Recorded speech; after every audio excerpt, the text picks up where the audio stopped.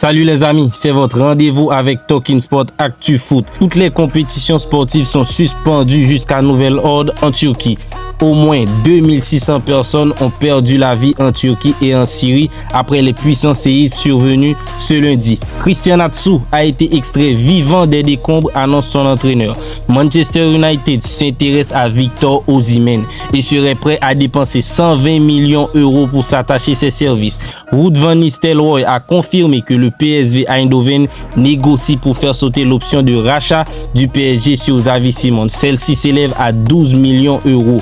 Chelsea est en négociation avec plusieurs entreprises pour être le nouveau sponsor principal à partir de la saison prochaine.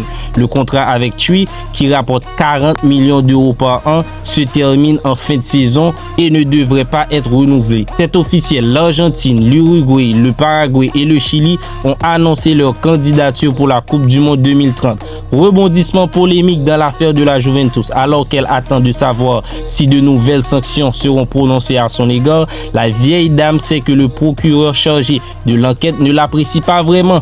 Dans une déclaration, il a avoué être un fan de Naples et ça fait polémique. Vous l'aurez compris, les fans de la Juventus n'ont pas tardé à crier au complot anti-vieille dame. Dans le viseur de la Première Ligue, les Citizens risquent gros. Tout ça en partie à cause du fameux contrat secret offert à Roberto Mancini. Cette fuite de documents a souligné de juteux bonus promis aux Transalpines. Un bonus de 4,5 millions d'euros pour la victoire en Première Ligue et de 3,3 millions d'euros pour la Ligue des Champions.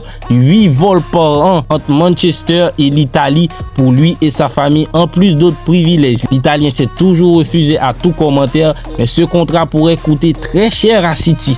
Bonne nouvelle pour le PSG, laissé au repos lors des succès contre Montpellier et Toulouse en raison d'une gêne à l'adducteur. Neymar semble remis de sa fatigue musculaire et a participé à l'entraînement collectif du groupe de Christophe Galtier ce lundi. Lui qui vient de recevoir son 6e Samba d'or, mérité ou pas, on ne sait pas.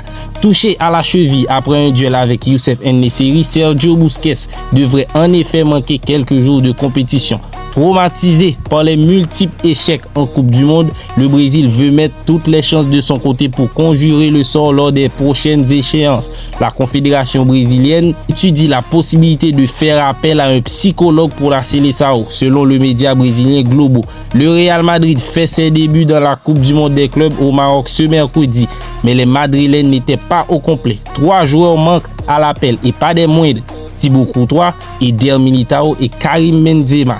Aucun d'entre eux ne sera présent en demi-finale ce mercredi contre Al Ahly, selon AS. Et on termine avec Luis Suarez qui impressionne au Brésil. L'Uruguayen compte 7 buts et une passe décisive en 5 matchs avec Grêmio. Merci d'avoir suivi cette nouvelle édition de Actualité Foot avec Talking Sport. N'oubliez pas d'activer la cloche si vous voulez rester informé.